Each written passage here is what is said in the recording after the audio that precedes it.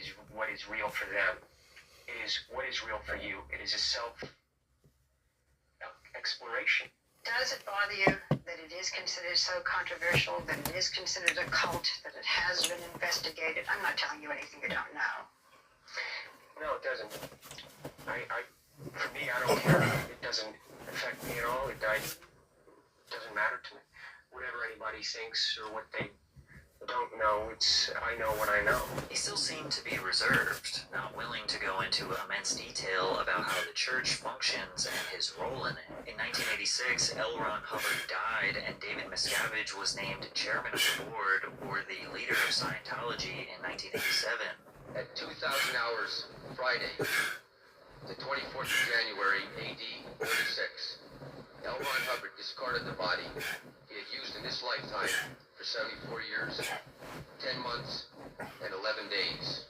The body he had used to facilitate his existence in this messed universe had ceased to be useful, and in fact, had become an impediment to the work he now must do outside of its confines. In 1993, Scientology became a recognized religion in the United States, which dramatically increased its legitimacy. For many years, the IRS refused to grant Scientology this status because of the concerns about its financial practices and whether it was really qualified as a religion. The Church of Scientology fought back by filing many lawsuits against the IRS and reportedly harassed IRS officials. Finally, in 1993, after years of conflict, the IRS granted Scientology tax-exempt status, recognizing it as a religious organization. This decision was highly controversial and led to widespread criticism, with many people believing that the IRS had been pressured into making the decision. And as you'll learn in a bit, Scientologists go to extreme lengths to gather sensitive information about others. Many speculate that they pressured, blackmailed, and threatened to expose government officials until they were granted tax-exempt status. But that's all conspiracy. This status allowed Scientology to operate as a non-profit, which means it doesn't have to pay federal income taxes nor property taxes, and has allowed them to accumulate massive wealth. It is estimated that the church has generated between $1 and $3 billion. But how did they get that money? Well, first of all, donating money to a church or a religion is very common. Scientology happens to strategically recruit members of mass wealth, celebrities, Hollywood superstars, so it's safe to assume that those people are donating potentially millions of dollars. However, the auditing sessions are also very costly. Remember, the main goal or the point of being a Scientologist is to go clear. However, there are levels or goals that you essentially rank up to along the way. These are called operating thinking levels or OT levels, which are the goals that you hit before reaching the bridge to total freedom. Each spiritual level has an estimated real cost that it would take to reach it. Costs can vary considerably depending on the needs of the individual, but it is speculated that somebody would be paying well over $100,000 into potentially $500,000 in auditing sessions to reach clear. Finish a course or an auditing action.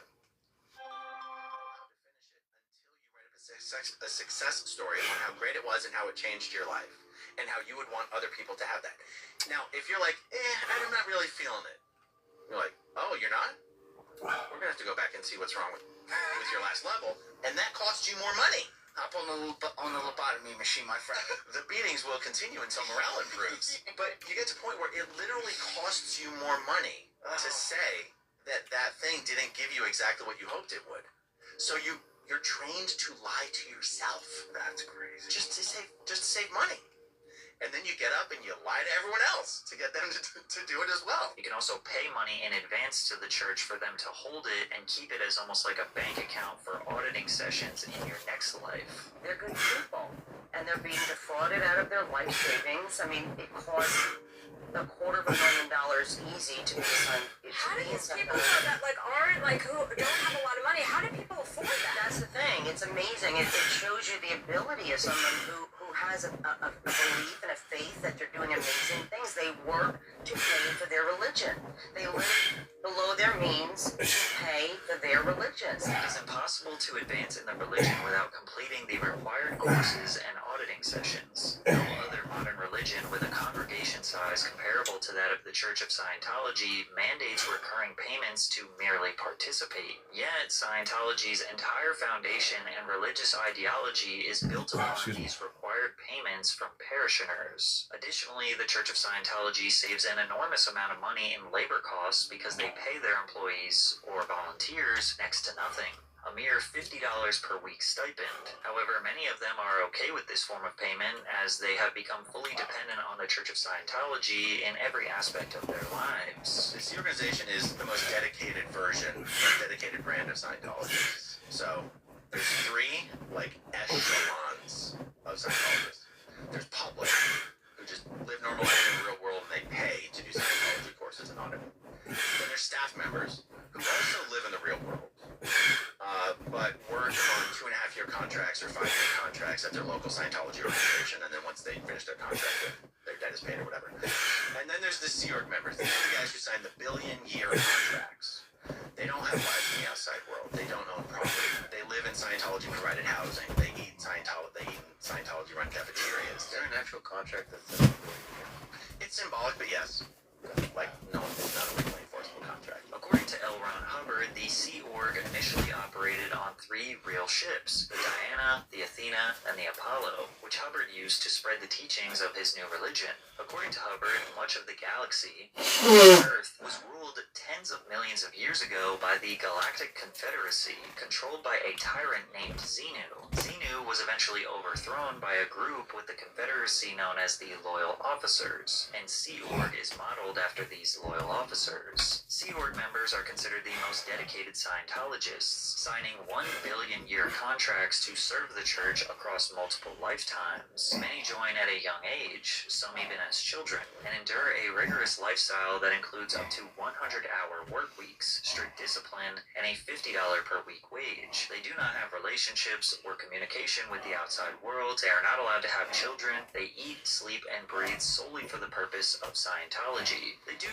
normal jobs, just like any other business, but they are assigned to them like a military post. You have the treasury, which consists of people who receive, collect and invoice money, pay bills, manage assets. You also have sales representatives who get people to sign up for the religion. You have promotional team who sends out flyers, emails, and advertisements for the church. You also have auditors, and the people who train the auditors, and the people who monitor the people who are training the auditors, and then the people who get members to pay for the auditing sessions and constantly pester members to sign up for more auditing sessions. If any, and I mean any task, no matter how small it is, that they were assigned to get done is not done by the end of the day, they will not stop working. Whether your task is to organize thousands of files by hand, or sign someone up for an auditing session, or merely just dust the floor, if the task is not done, you don't stop working. In 1975, Sea Org transitioned to land-based operations. Estimated at around 5,800. Most members now live in church complexes around the world, including locations in Los Angeles, Florida, Copenhagen, London, and Sydney, with some assigned to smaller centers or acting as missionaries. And still to this day, there are many people that live and work on the Sea Organization motor vessel Freewinds. Scientology reports that they have millions of members worldwide, and that is this rapidly growing religion that people love. But most of these buildings are vastly empty, and it seems like they really don't have that many members, potentially in the ballpark of 40,000 people. There are countless stories of former members who have escaped Scientology, who have often described themselves as being trapped in a cult. Leah Remini is an actress and former Scientologist who escaped and has dedicated a good part of her life to expose the horrors of life as a member. We have heard stories of mind control, to forced labor, to sexual assault and abuse, to a secret prison camp called The Hole, where disgraced members of the church are sent to effectively be tortured. Describe it for us. It had doors and windows, and the one entrance was guarded by security 24 hours a day. The hole basically was some kind of a slang term that had been coined long before I got there, and it was where you actually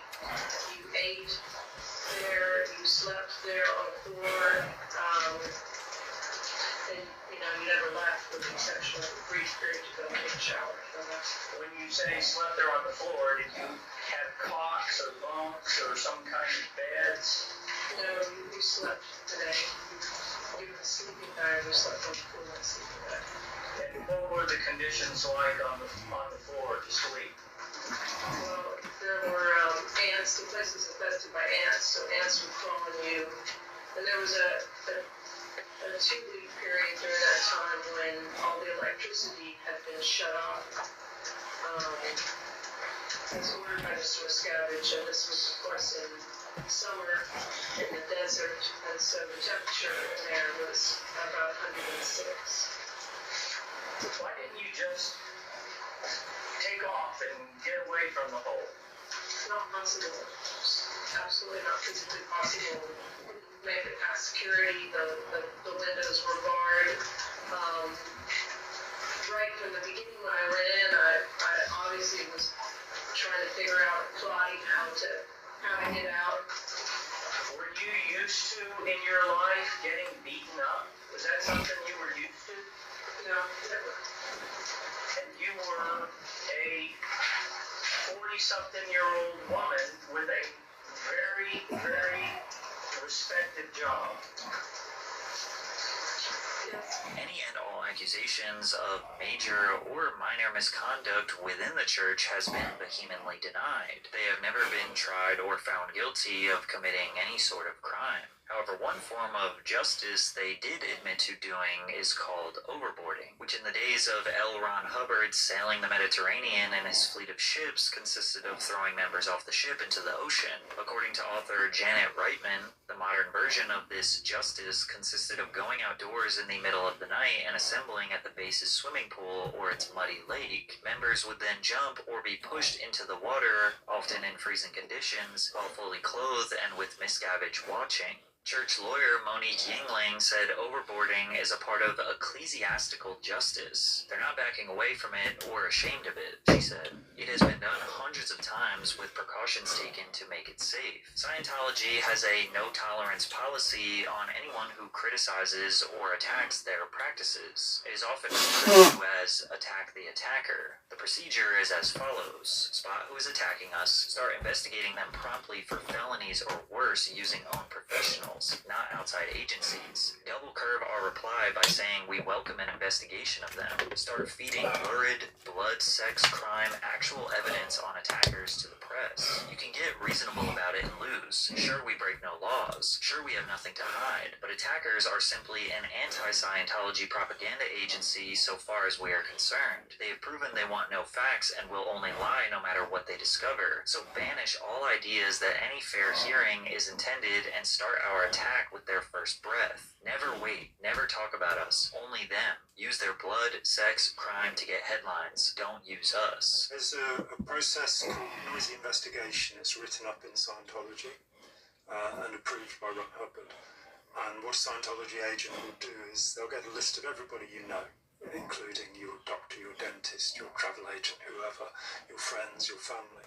They will then contact every person on the list, whether directly or on the phone, and say, we're gathering information about John Atack or whoever, and their criminal background. We found out some really interesting things already. I had this done to me, and my mother-in-law, my brothers-in-law decided to talk to the private detective who'd been sent over from Los Angeles. He travelled as far as Australia to find people who'd known me. It was put about that I was a recovered heroin addict. I'd never taken heroin in my life. I was a rapist. I'd attempted murder. I'd molested children. These are standard stories that are told about critics of Scientology. They're made up. Check out this entire YouTube channel that creates high production value interviews, all dedicated to saying negative things about ex-Scientology members who are now speaking out. Aaron Smith Levins, Mark and Claire Headley, and of course Leah Remini. They even get family members to speak about how violent, abusive, and horrible these ex-members are. Every night. I'm sure many of you know that the Scientology iceberg is extremely deep. This information just scratches the surface, but it's important to understand a simple simple breakdown of this, as it is effectively Tom Cruise's belief system. And since Tom is one of the biggest outspoken activists supporting Scientology, his support gives them an enormous amount of legitimacy since he is a beloved superstar worldwide. Every time they open a new church, they invite Tom to give a speech at the grand opening. Our kids need help. This world needs help. The kind of help where people can help themselves. Now, I have and will continue to dedicate my life to accomplishing this. And I am supremely grateful to Mr. L. Ron Hubbard for the study technology he provided, because I would not be here today if I didn't get that. And I am honored to be part of the applied scholastics movement, because I know now that I can truly help, and so can you. But regardless of his ties to the controversial church, Tom continued to have rampant success in Hollywood. The Firm, Jerry Maguire, Mission Impossible, which became a 7-part series that defined his career as a stuntman. He learned how to skydive, fly, and put in the homework to make a role look realistic. He also had Eyes Wide Shut, Magnolia, The Last Samurai, and Minority Report to prove that he wasn't just a one-trick pony who does heroic action films. However, with the rise of tabloid culture, publications were interested in poking and prodding around the personal lives of celebrities. And since Tom was a wildly successful actor, adopted children, they were a pretty good target. We're private people. We are human beings. You know, we are human beings. We have feelings, and more importantly, than we have children. And I think that for years we were told that, just don't worry. And suddenly all these kind of rumors and gossip all of a sudden starts getting printed in, legitimate magazines. And, I'd send letters asking for an apology, it's not true. And then you start getting letters back where they say, and I just said, you know what? I'm mad as hell and I'm not going to take it anymore. And it's not right. And if they're not going to be responsible, I am going to make them be responsible. The Church of Scientology has been blamed for having a huge impact on how Tom Cruise's relationships started and ended, making people wonder just how much control it has over its most famous members. Cruise was married to actress Mimi Rogers in 1987, who was the one who actually helped convert Tom to Scientology, but by the end of 1989, Cruise had filed for divorce. According to former Scientologist Mike Rinder, who wrote about his experiences in his book A Billion Years, My Escape from a Life in the Highest Ranks of Scientology, he claims that Scientology leader David Miscavige was heavily involved in Cruise's life at the time, even helping to facilitate Cruise's relationship with Nicole Kidman while they were filming Days of Thunder in 1990. Rinder alleges that Greg Wilher, Cruise's personal auditor from the church, was assigned to get Mimi to agree to a divorce so Tom could marry Nicole, which was highly unusual and would never have happened with a normal Scientologist. But what could Scientology's problem be with Mimi Rogers? Well, Rogers' father, Philip C. Spickler, had been closely involved with Scientology founder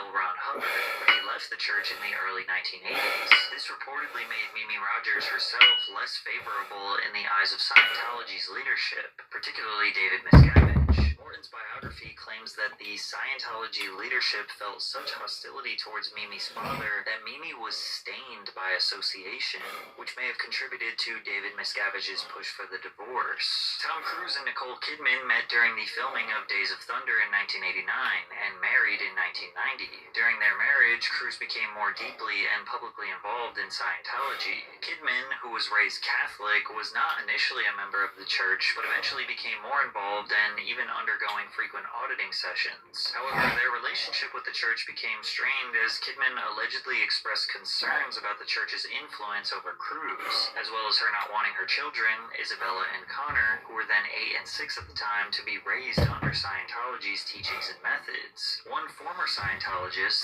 Teresa Summers, who raised one child inside Scientology and another outside, shared her experience with the church's practices. Summers described how the church discouraged regular medical treatment, comfort, and nurturing for children. Instead, children were expected to do physical labor and were subjected to strict educational practices that focused more on Scientology's teachings than on regular school subjects. The research was allegedly concerned that Kidman was pulling Cruz away from Scientology. After the divorce in 2001, this now iconic photo of Kidman was taken where she is seen reaching her arms out in pure joy and relief that the marriage is finally over. She also left Scientology around the same time. Unfortunately, as Tom retained custody of the two children. In the early 2000s, more people than ever were trying to expose Scientology for what they believe it truly is. And since Tom Cruise is the most notable member, anything involving him would get more attention, more views, more clicks, etc. Like this video of him hanging out on a three-way ship celebrating his 42nd birthday. Thank you.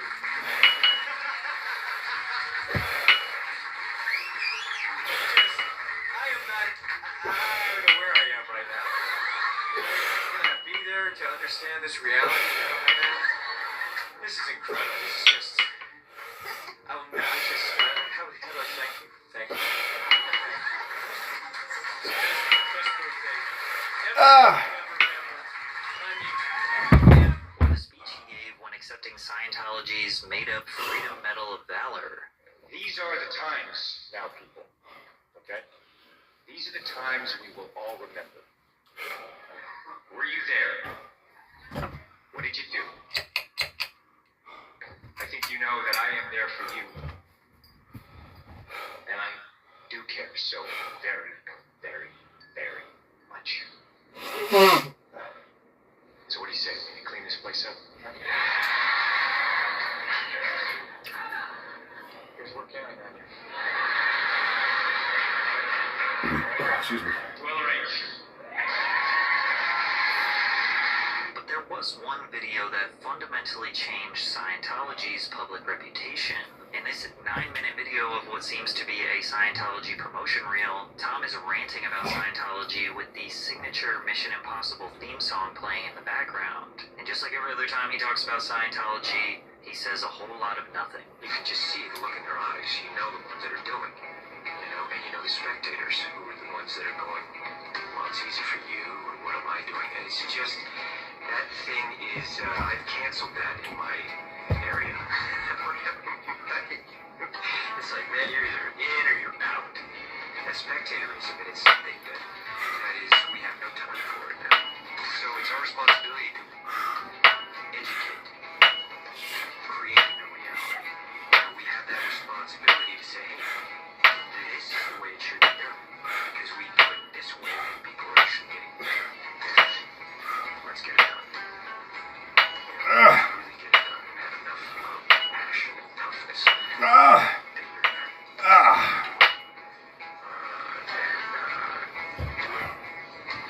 Trust me when I say that this entire 9-minute video is just him stringing together a bunch of vague, nondescriptive sentences that absolutely lead to no point whatsoever. This video was so confusing and so laughable that it started to turn Scientology into somewhat of a joke or a meme. It began to lose its sort of mysterious and almost cool and interesting luster, and yeah, people were just not taking it seriously anymore, like it was just a joke. To add fuel to the fire, South Park made an entire episode mocking Scientology. It all began 75 million years ago. Back then, there was a galactic federation of planets, which was ruled over by the evil Lord Xenu. Xenu thought his galaxy was overpopulated, and so he rounded up countless aliens from all different planets, and they had those aliens frozen. Frozen alien bodies Xenu's galactic cruisers, which looked like except with rocket engines, and built them into the volcanoes of Hawaii. The aliens were no longer frozen, they were dead. The souls of those aliens, however, were solid, and all floated up towards the sky. Xenu didn't want their souls to return, and so he built giant soul catchers in the sky. There the souls were forced to watch days of brainwashing material, which tricked them into false reality. Xenu then released the alien souls, which roamed the earth aimlessly in a fog of confusion. At the dawn of man, the souls finally found bodies which they could grab onto. But the ironic thing was, all they did was just explain because of this episode, the Office of Special Affairs launched an investigation into Matt Stone and Trey Parker. The Scientology OSA contacted their close friends looking for any vulnerabilities to exploit. A Scientology insider leaked this disturbing information. There are some strings that will be pulled on the PRC on Stone. Otherwise, these special collections, covert information gathering such as trash collection, purchase phone records, hacked airline reservations, purchase bank records, will be debugged in order to get some viable. Despite their efforts, they were never able to find anything about Matt and Trey Parker. When you talk about Scientology, you're used to the response that people give you, aren't you? That you're some kind of nutcase or some kind of lunatic, fringe sort of religion thing. Used to the response. I mean, Fly around in that's a history. Well, that is the religious there will be. I equivalent of persuade you that this is people's reaction. No, I think maybe people say that to you. They don't say that to me. With Scientology being scrutinized and laughed at more than ever, Tom's behavior wasn't really helpers like Matt Lauer wanted to learn about how Scientology affects Tom's relationships. Katie has mentioned that she is embracing, or at least exposing herself and opening herself up to Scientology. At this stage in your life, are you with someone who has an interest? Scientology is something that you don't understand. It's like you could be a Scientologist. Okay, Scientology is something that doesn't replace religion. And it is a religion because it's with the spirit. You know, you as a spiritual being.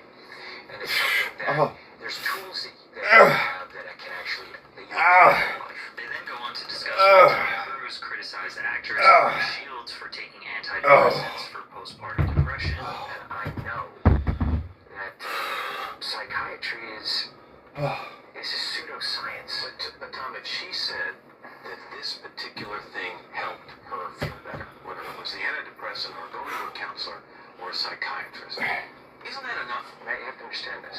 Here we are today, where I talk out against drugs and psychiatric abuses of electric shocking people, okay, against their will, of drugging children with them not knowing the effects of these drugs. Do you know what Adderall is? Do you know Ritalin? Do you know Ritalin is a street drug? Do you understand that? The difference is, This wasn't asking you a question. I'm asking you a question. I understand there's abuse of all of these No, things. you see, here's the problem. You don't know the history of psychiatry. I do.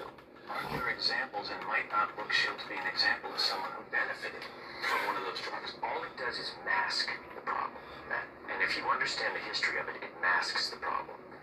That's what it does. That's all it does. You're not getting to the reason why. There is no such thing as a chemical imbalance. So postpartum depression to you is kind of a psychological goop, gobbledygook? No, I did not say that. I'm just asking what would you call it? Matt, that is the post. Now you're talking about two different things. She went on the antidepressant for. But what happens, the antidepressant, all it does is mask the problem. There's ways of vitamins and through exercise and various things. I'm not saying that isn't real. That's not what I'm saying. That's an alteration of what I'm saying. I'm saying that drugs aren't the answer. That these drugs are very dangerous. They're mind-altering, antipsychotic drugs. And there are ways of doing it without that, so that we don't end up in a brave new world. While Tom does make some interesting points about the potential dangers of using prescription medication, as well as claiming that it would be advantageous for us to pursue more natural remedies, it's kind of hard to take him seriously when he says that psychiatry that paying to reach your operating thetan levels will allow you to cross the bridge into total freedom. Tom and Katie Holmes married in 2006, and from the very beginning, there were rumors about Scientology's involvement in the relationship. Cruise introduced Holmes to Scientology shortly after they started dating. Katie, who was raised Catholic, decided to convert to Scientology, which nobody was surprised. Soon after, their marriage was official. Katie Holmes was encouraged to cut ties with her previous management team and replace them with people connected to Scientology, effectively putting her career in the church's control. As time went on, Holmes became increasingly uncomfortable with Scientology's influence on their lives, particularly concerning their daughter, Suri. Tom insisted that Katie deliver the baby in near silence. Following a Scientology ritual meant to prevent negative experiences from being imprinted on the child's mind. This silent birthing technique is part of the belief system that the noise during childbirth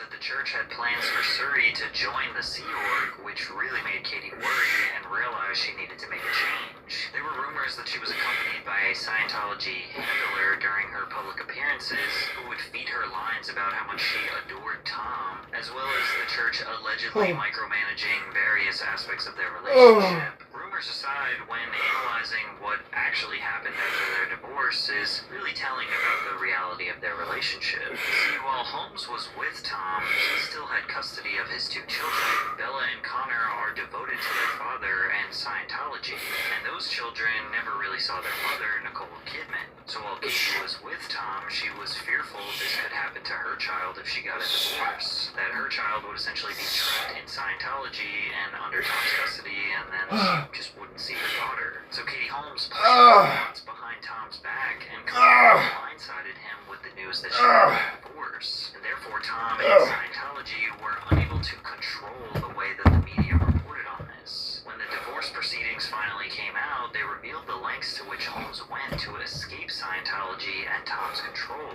She had to use disposable burner phones and secret laptops to communicate with her lawyers and plan her escape in fear that the church would step in and do something to her and take her daughter. She almost immediately moved to New York, which was a strategic move to secure primary custody of Surrey. Scientology members were allegedly following her in New York, so out of fear she called the police because she believed church members were planning to abduct her daughter. Katie also fired her entire team that had worked for her during her marriage to Cruz, including her publicist and security detail. She had to wipe her entire life clean because of the grip Scientology had on her life. The divorce settlement was reached with Holmes securing primary custody of her daughter. Since then, she has kept her distance from Scientology and enrolled Surrey in a Catholic private school. Tom has agreed to pay Holmes $400,000 per year until Surrey is 18.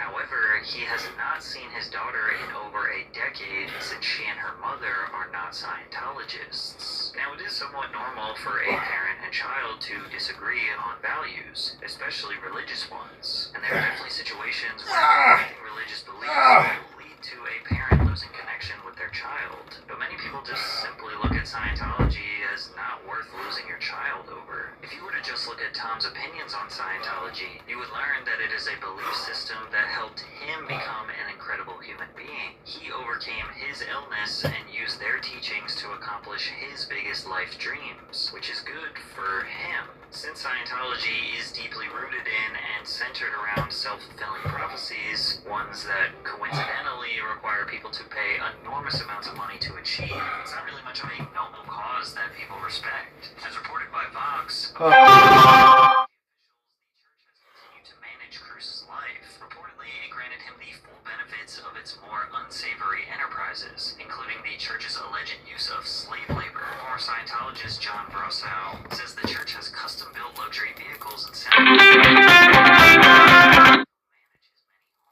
because this labor is provided by the church, it's done through the Sea Org, the Scientologist association that has been accused of human trafficking and forced labor. The church has described these claims as both scurrilous and ridiculous. The picture painted by Cruz by former members of the church is not flattering. They tend to describe Cruz as a well-meaning man who fundamentally is not curious and who is happy to have beautiful things handed to him without looking at the cost. Scientology is attractive to Cruz in this account because it makes his life easier while simultaneously flattering his ego with the belief that he is a hero. Do you think Tom is essentially in too deep? Like, yeah, maybe he does want to see his daughter, but they have too much dirt on him and it's almost a hostage type situation.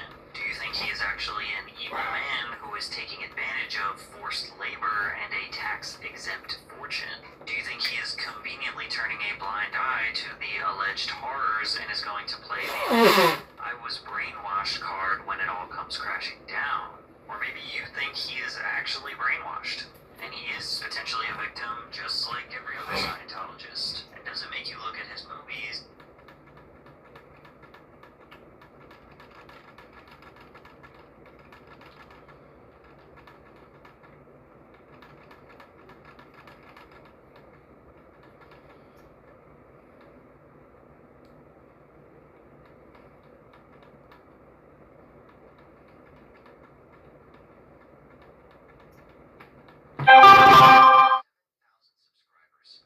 Please like the video and share your thoughts in the comments. She had one heel on, one heel off, eyeliner steady as a surgeon, leaning into the bathroom mirror like the apartment was a green room, and I was a stagehand who had wandered in by mistake. Club night, board tossed without turning. Tasha's got a table. You coming or staying grumpy? I held my jacket on the chair, kicked off my boots. How about we don't yell over bass? I've got a roast, cold beer, and a couch that doesn't charge a cover. In another life, she smirked. Or another Friday. That's twice this week. I noted, not accusing, just accounting. We were supposed to finish the shelving. She clicked the second heel, not even blinking. Shelves can wait. Music can't. Enjoy it. I told her, picking up the mail. Text me where you land. She waved the phone. You act like I disappear. If I'd known where that line was headed, I'd have treated it like a Flair over-dry brush. She left in a cloud of perfume and high spirits.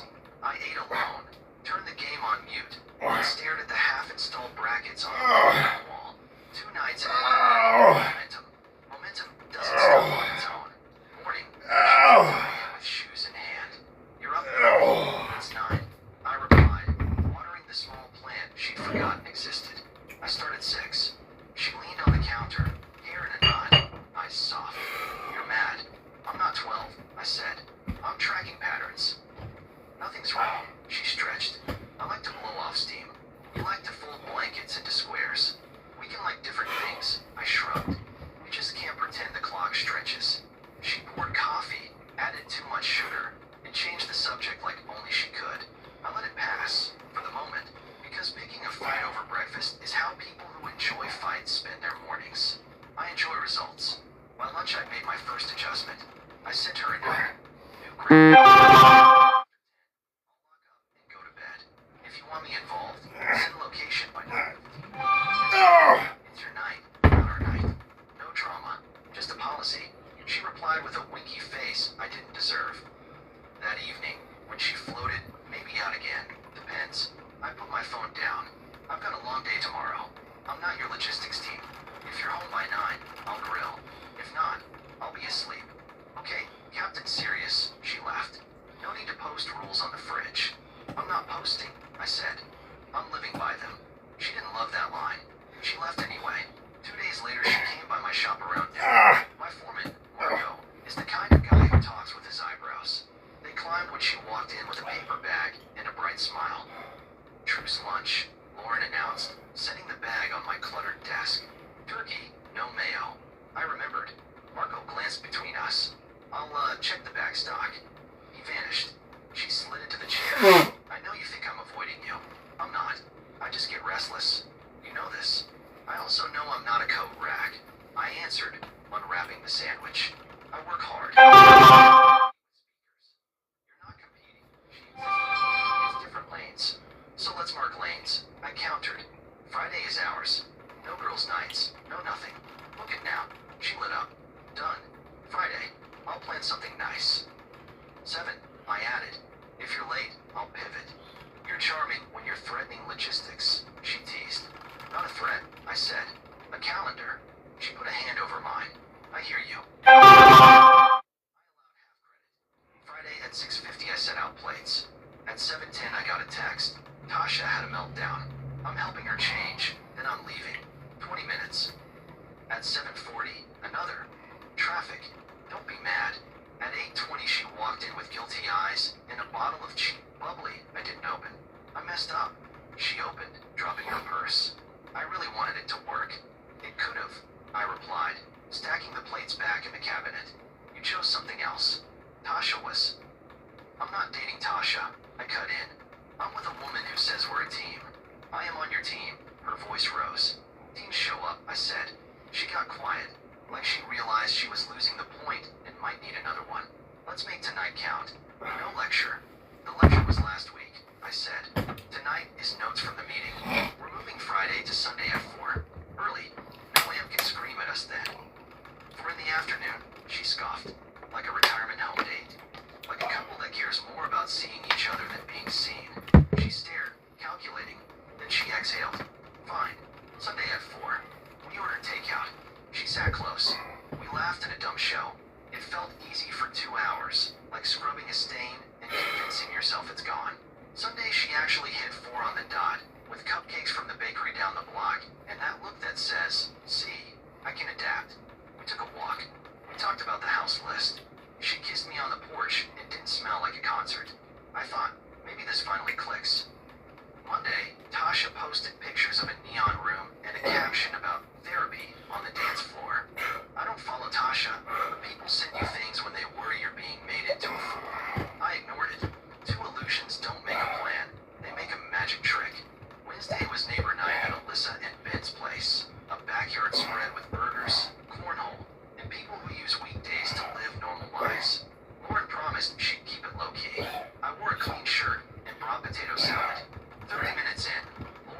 surrounded by a small fan club.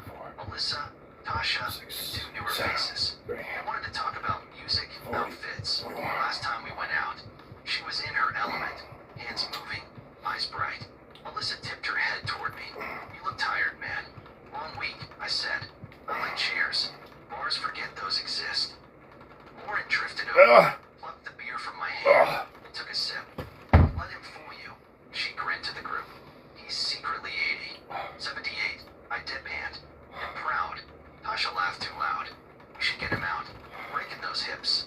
There's a rule for that, I said mildly. I don't do rescue missions in rooms that smell like smoke machines. Translation. Lauren rolled her eyes. He wants me home by 9 with a permission slip. Translation. I returned. If it's a couple's plan, I show up. If it's a single's plan, I don't carry the codes. Then, flipping burgers, raised an eyebrow at me like, "You sure of your footing on this ledge?" I was sure. Alyssa cut the tension, offering dessert. The group scattered. Lauren stayed. "You embarrass me when you talk like that." I set a boundary. I said, "You sound like a lecture series. Better than sounding like a bouncer at my own front door." She stepped closer, dropping her voice. "After this, we might go to Logan's. Tasha needs to talk." "Then talk," I replied. "I'm leaving at 9. Ride with them or catch a car home." "So you're not even trying?" "I'm done being your safe backup plan," I said. "Pick your night. I'll pick mine." She scanned my face for anger and, not finding any, looked annoyed at the purchase. At 8:50, I rinsed my plate and thanked our hosts. At 9, I was in my truck. She waved me off with 2 fingers and that half smile that says she expects me to fold later. Around 11:30, my phone buzzed. Heading to Logan's. All good. At 1, another. Might stay a little. You're asleep anyway. At 2:15, nothing. At 2:30, nothing. At 3, my patients put on a code and took a walk without. A vendor delayed deliveries. A client wanted a miracle with no materials. By 5, I'd been chewing dry air and burnt coffee for 10 hours. I drove home in silence, not even the radio. The sky felt like a lid. Her shoes weren't by the door. The house was museum quiet. The roast pan I'd left to soak was untouched. I texted, "Where are you?" A minute later, "Out. Chill." "Where?" "Downtown." "Don't start." "Who with?" "Don't be that guy. Answer the question." A pause. Then, "I am not your property. Stop trying to track me. Everything's under control." That line snapped something clean. Not a tantrum. A conclusion. Understood, I wrote. If clubs and parties are your priority, stay with them. Stop coming back to my house and pretending you're my wife. 3 dots appeared, disappeared, then a call. I didn't take it. She called again. I turned the phone face down and went to the garage. I pulled the old duffel from the shelf, packed basics, and checked the lease in the file drawer to remind myself whose name sat alone at the top line. At midnight, I heard the door. Fast steps. A purse hit the counter. "Are you serious?" She stood in the hall, eyes blazing. "That text. I'm done being ignored," I answered. "Actions, consequences. You can't kick me out of my life because I had a late night." "I'm not kicking," I replied. "I'm stepping out of the way. If your lifestyle needs space, take it. Somewhere else. You think I'm with other men?" She fired, chest heaving. "Just say it." "I think you put me last," I said. "That's a different insult. That is unfair. So is asking me to be your quiet doorman," I returned. She took a breath, then another. "I'm not leaving," she announced, marching into the bedroom. "That's your call for tonight," I said. "Tomorrow I'm moving to the condo by the yard for a week. You can decide if you want a marriage with rules or a roommate with a suitcase." "You're punishing me." "I'm protecting myself," I said. "There's a difference." She slammed the door. I slept on the couch with my keys in my pocket. In the morning she was gone, and so was the photo from the dresser. Fine. Symbols first, choices later. At work, Marco handed me a coffee and didn't ask until 10. "You okay, boss?" "I'm correcting a course," I answered. "That a yes or a no?" "Yes," I said. "And no." At noon she pinged. "We need to talk. Tonight. I'll cook. I'll be at the condo," I responded. "Keys on the hook. Leave yours if you move out." At 6 she showed up at the condo with a bag of groceries and an apology face that could floor a choir. "I made chicken and green beans," she said. "Your favorite." I opened the door and stood aside. She set the bag down, went went straight to the tiny kitchen and got to work like nothing had been said. I let it happen. Food is fuel. Talk is currency. We ate at the small table. She reached for my hand. I let her hold it. I messed up, she started quietly. I hear you now. What do you hear? That you need to matter when the sun goes down, she said. That I've been selfish. That I made you the backup plan. I replied. I'll change, she said. I'll scale back. 2 nights a month, tops. I'll text. I'll call. I'll share my location. Whatever. Not interested in a parole bracelet. I returned. I'm interested in a plan. She swallowed. Okay. Plan. Alternate weekends. I laid it out. One for us, one for you. Weeknights are home unless we both agree, otherwise 48 hours in advance. Shared calendar. No surprises. Discretionary spending gets split. If you break it, I disengage. No fights. Just facts. That's strict. She hesitated. That's adult, I said.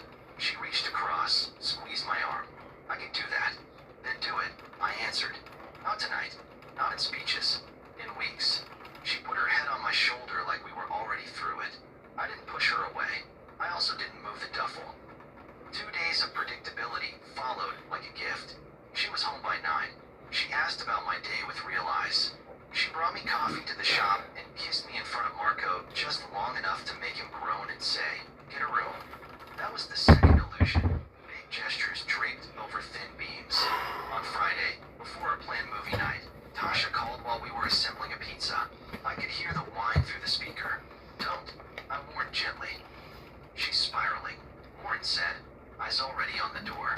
"It'll be quick. We have a rule," I reminded her. 48 hours. This is the opposite. 30 minutes, she offered. 45 max. That's not how it works, I said. She needs me. She pushed. And I need a partner. I countered. She looked at me like I was asking her to choose between water and air. "I'll be back," she said, grabbing her keys. "If you go," I answered, "I won't be here." She froze. "You leave over this." I didn't force what we said together, I said. "If rules are flexible, respect this too." She set the keys down, breathing hard. "You're unbelievable." "We're consistent," I said. She picked the keys up again. 40 minutes. I folded the pizza box, slid it into the fridge, and wiped the counter without hurry. She left. I locked the door. I didn't wait. I took the pizza with me to Marco's garage and watched him rebuild a carburetor while we ate and didn't talk about my marriage for 20 minutes. Then he grunted. "She gone." "For the night," I said. "You know your answer." He added, not looking up. "You're trying to make it kind." "Kind is fine," I replied. "Blind is not." By the time I got back to the condo, my phone had 4 messages. The first was, "I'm coming back." The second was, "You're making this worse." The third tried to sweeten, "I'll make it up to you all weekend." The fourth was a photo of candles on our coffee table and the caption, "Let's reset." That last one would have worked on me 2 months ago. Not anymore. I stayed put, sent one line. "Weekend plan stands. Mine, not yours." Saturday morning she knocked, hair down, wearing the sweatshirt she knew I liked. "Can we please stop this?" she said as soon as I opened. I cooked. I cleaned. I agreed to your calendar. "You act like I'm a criminal." "I act like a man with standards," I replied. "You broke what we agreed." So I adjusted. "Enjoy your weekend." "I'll enjoy mine." "You're pushing me away." "No," I said. "I'm stepping back from being dragged." She tried a new angle. "Let me come with you today, wherever you're going." "Car show with Marco," I said. "Chop stuff. Loud engines. Older guys talking about paint. Not your crowd." "I'll survive," she offered quickly. "I'll be quiet." "Today's not a couple's plan," I said. "Next weekend is." That's the point. She looked wounded, then determined. "I'll wait. We'll hang tonight." "No," I answered. "Tonight is not yours." I went. The show was ordinary and perfect. Sunshades, bad hot dogs, good stories. Marco leaned on a fender. "You gonna burn it down?" he asked. "Not with fire," I said. "With clarity." Sunday night, I returned home to get more clothes. She was sitting at the kitchen table, hair brushed, makeup light, eyes red. A stack of printouts lay between us. Our bank statements, our calendar, a list of dates. "I did my homework," she said, voice even. "I tracked every night I went out. I tracked every time I invited you. I tracked every time you said no." I sat her day all right. I am not straying, she said, steady. I don't talk to other men. I dance with my friends and come home. You may not like it, but don't paint me dirty. I never did, I replied. You hinted it, she shot back. You said pretending you're my wife. That means you think I'm behaving like I'm not. I said pretending because you treat me like furniture, I answered. Not because of who you dance near. Her face shifted. This is what I needed you to say 10 days ago. I needed you to hear it before last Christmas. I returned. She pulled a tissue, didn't use it. If we're this far gone, say so. Say you want out. I stared at the list, the ink, the earnestness. Somewhere under the calculation was a real woman who didn't want to lose the stage and the home, and was trying to thread a needle most people can't. I could respect the effort and still refuse the result. This isn't a home, I told her. It's a layover. She flinched. So you do want out?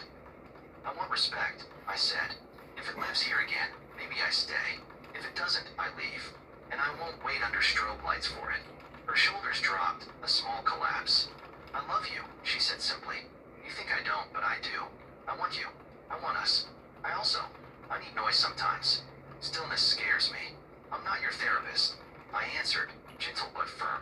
I'm your husband. My job isn't to be ignored while you fix a mood with a speaker. She swallowed. Give me one more chance with real rules.